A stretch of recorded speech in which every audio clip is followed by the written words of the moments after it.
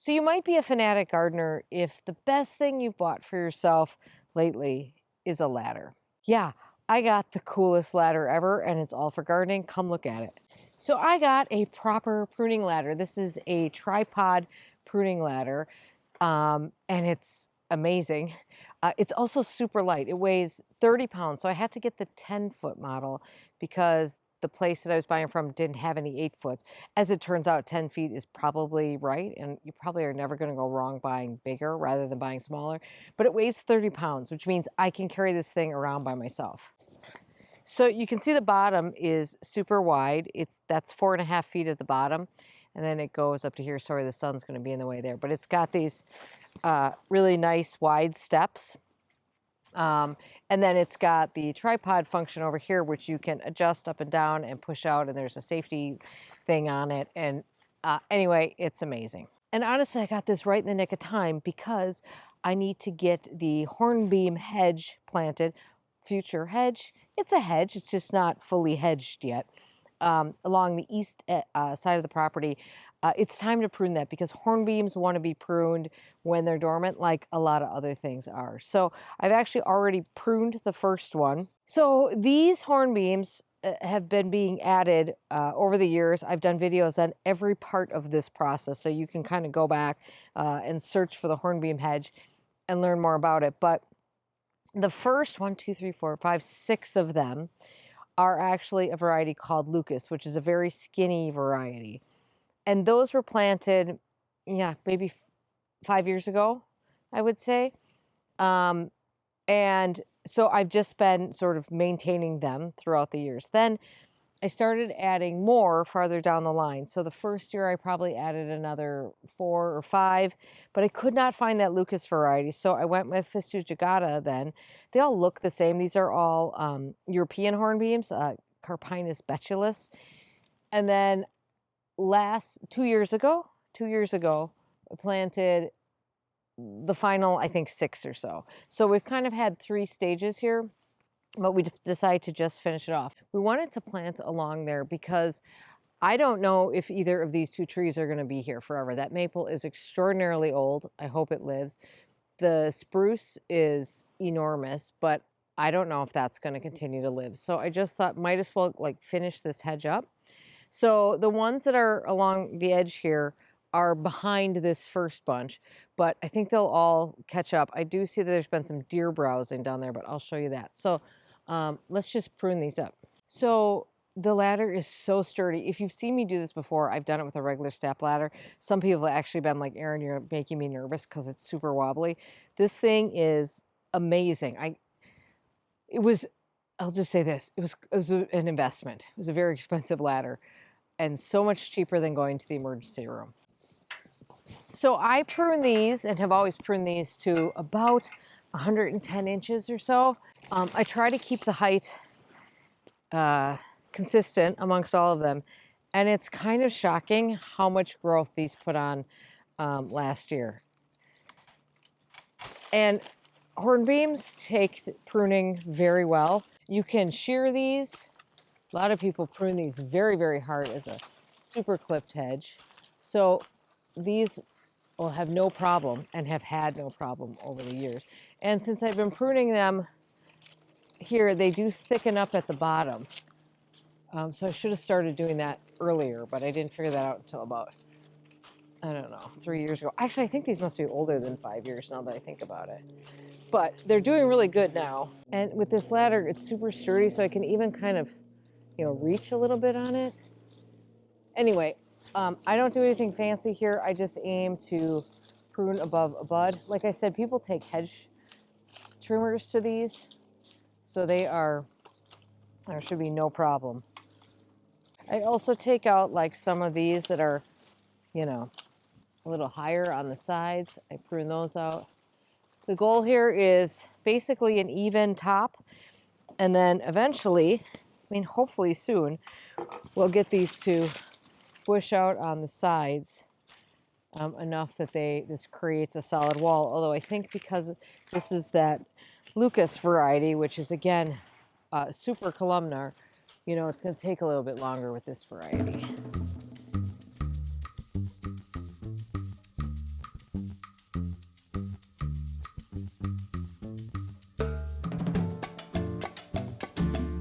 So you can see that these have sustained some deer damage at the bottom. Now, fortunately, these should recover from that just fine because they're hornbeams. Also, I'm not pruning. These will not be as tall as the other ones because they aren't that tall yet. So I want to encourage more growth. So I'm actually pruning back lower so we can encourage some more growth. And that's the same reason why I'm pruning in from the insides here, is to encourage more branching. So I won't say that I did the best job at making the heights the same on these. I don't think you notice as much unless you're looking at them from the top. So when you stand down here, it's not that noticeable, but this one right here ended up the tallest. I can go back and fix that if it bothers me. And then for the other ones, the newer ones, it's quite obvious that the ones that are in more shade, which are the ones in the middle, are not growing as much. I guess this all makes sense. Mostly, I would say they're doing really well. I got to do something about the deer, though, obviously, because I want them to start lower. So we'll have to just keep an eye on that. But that pruning job took me maybe an hour. It was really quite quick. But there is another tree I want to prune while I've got the ladder out.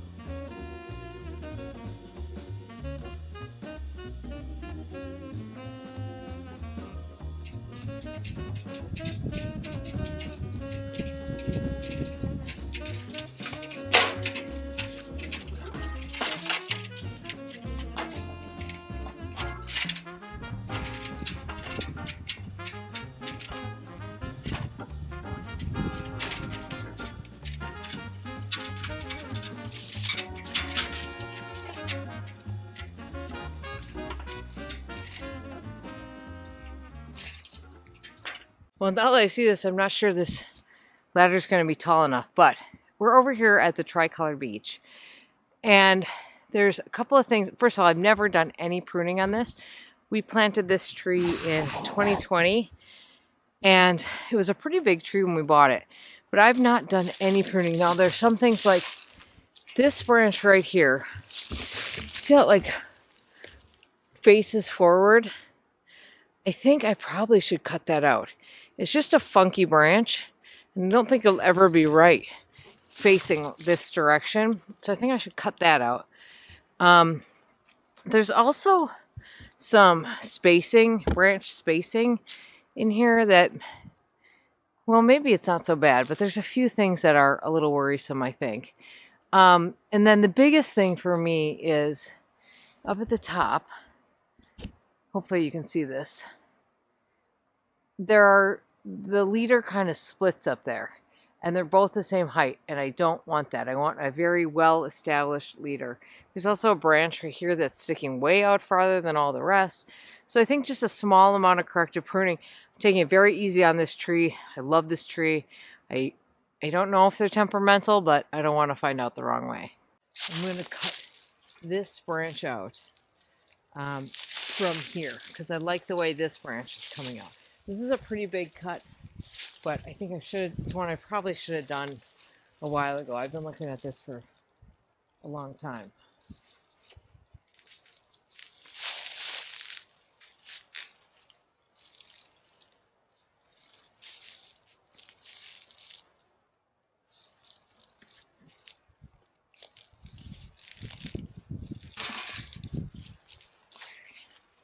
There we go.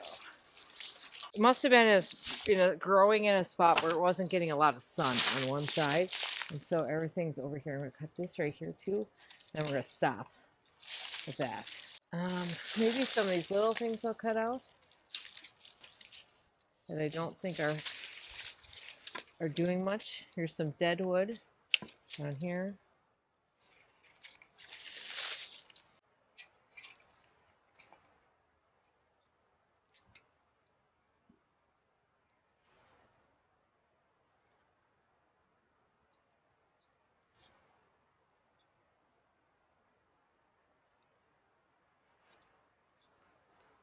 So this is what I'd like to be the leader. And so I cut this out. I did leave this coming off this way because I wouldn't probably mind that. I could always take that out later if need be. I don't like how this is going in there like that. So I'm just going to cut that off altogether.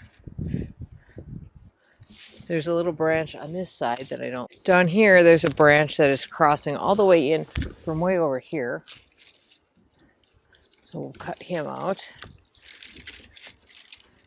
I'm going to take this off right here just because we don't want another branch so close to that one. And here's another little skinny crossing branch. Take that out. Okay, I think we're going to stop there. I think that looks pretty good. I'm really glad to have gotten, here's what I cut off that was trying to be a leader right here. That was bothering me, that potential leader situation. So there we go. That was good.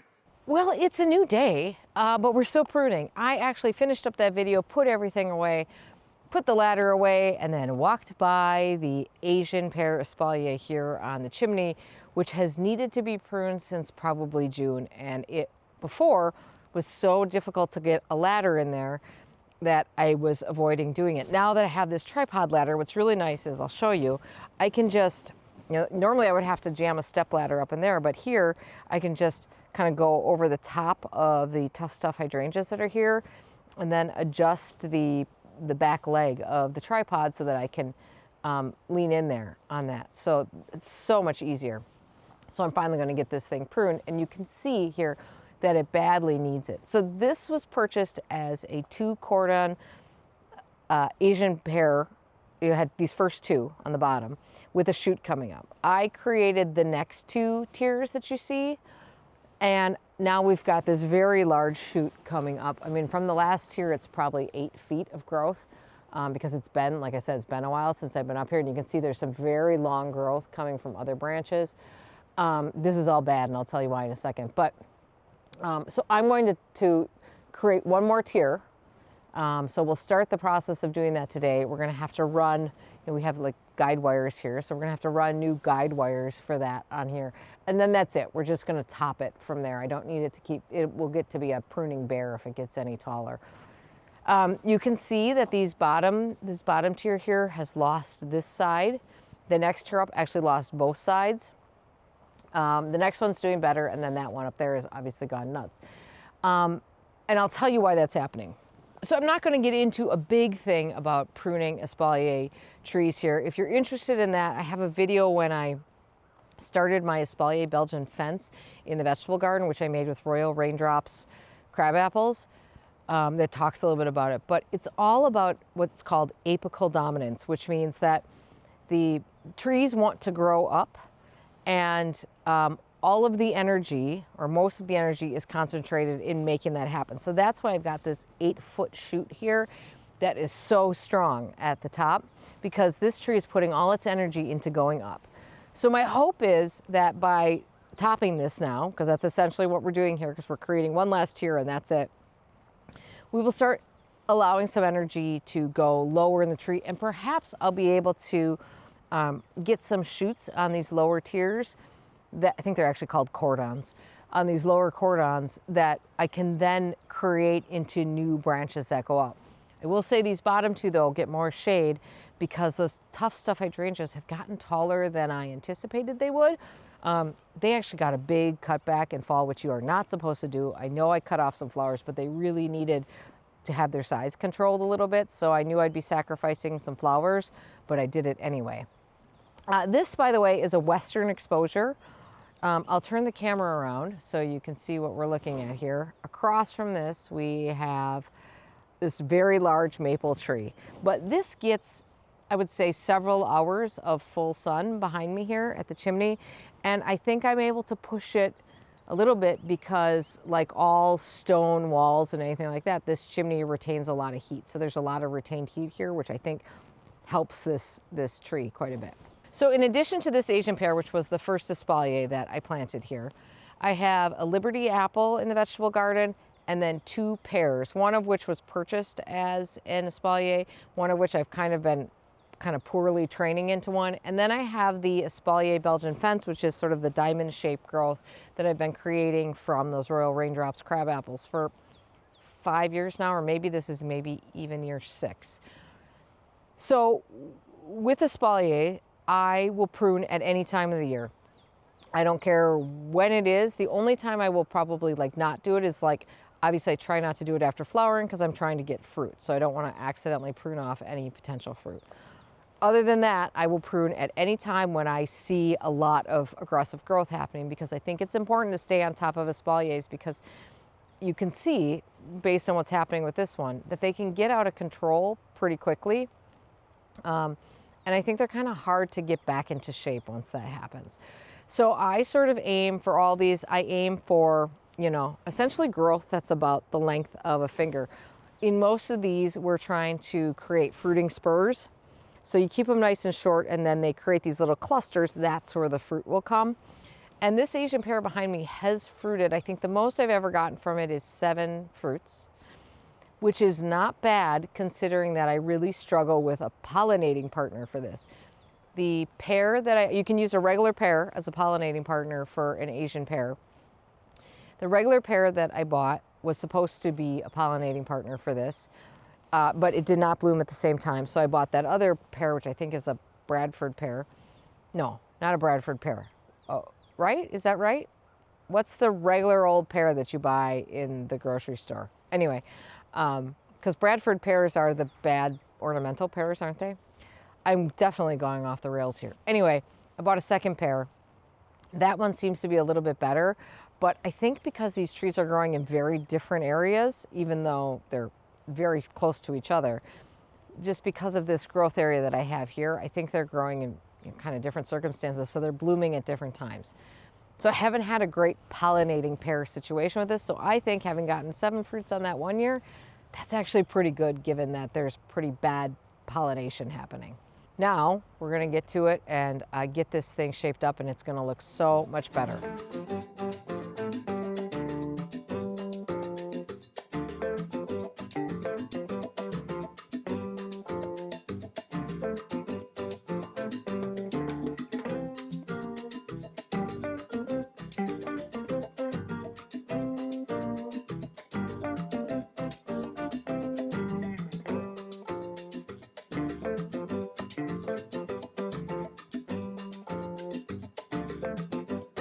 Okay, so that feels really good to have that done. Now I did have to cut the top a little shorter than I wanted, and that's because pear wood hardens kind of quickly. So if you don't start training a branch before it hardens, you kind of can't.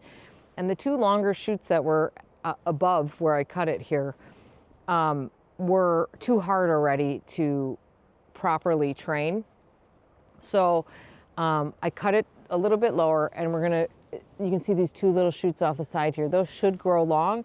And as long as we grab those, even though that one's kind of pushing out towards the front, as long as we grab those when that growth is nice and soft, I should be able to train that into a final cordon across. And then there wasn't a lot of pruning to do beyond that, honestly. I did remove, you know, everything on the main stem there, because of course we don't want any growth between the cordons to keep the look. Okay, there is one more pruning job I want to do, but this is the easiest one because it's the ultimate no-brainer. So what I want to do is take down these 2 willows that are here. There's one right here, one right there. So this is before this area was created as a garden. I grew this as I was growing willows to try to produce enough willow stems to create a hedge, which is like a living hedge. That was a project that was misguided, but a couple of willows still remain here. I think I haven't pruned these for 2 years. So just to keep these in check, I kind of like them here. I think they're pretty, but I'm going to cut them both down basically. Now this one, you can see that I made an attempt to sort of pollard this. So pollarding is essentially you create a trunk, prune it at the top. It's what, I don't know if that's not crepe myrtles, but there's some type of tree that's often pruned that way. The other one looks like I never did that, or if I did it, it didn't work. It's a little hard to, I mean, I might be able to try to pollard this by leaving one of these stems and cutting it. I don't know, we'll see what we do with this. There can't be a more forgiving tree to prune than like a willow like this. I think this is just Salix purpurea, to be honest. Nothing fancy, but still interesting. So here we go.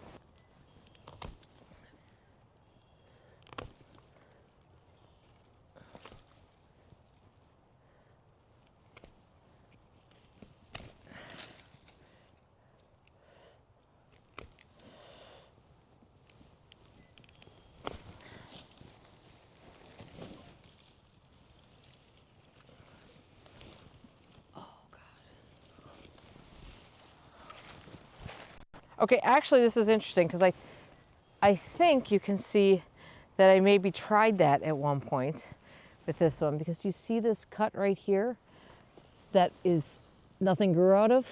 It looks to me like I maybe tried pollinating it, but let's try it again. We'll keep this center stem in the middle long and see what happens.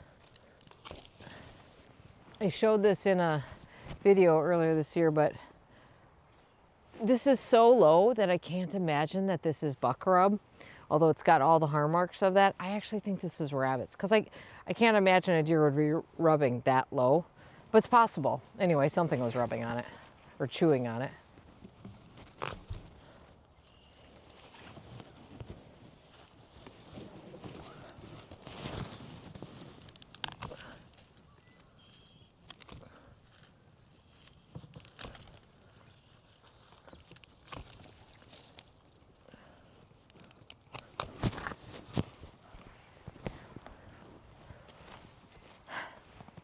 Now, another type of pruning is called coppicing, which is basically what I did with that other one. Coppicing is just every so often you cut all the stems down. So that's basically what I did with that other willow. And if I really want this to grow as a pollard, I'm gonna have to really stay on top of cutting out all the new growth that comes from these shoots, because you know that there will be a lot of it. But I feel like a tree like this, or a shrub like this, whatever you want to call this, is a great way to experiment, because like I said, they're so forgiving.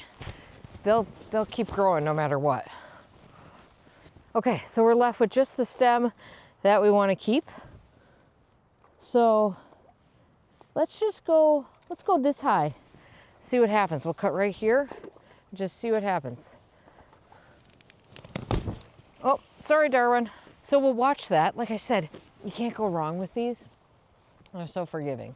Okay, that means the vast majority of my pruning that has to be done or should be done at this time of the year is done. Feels great.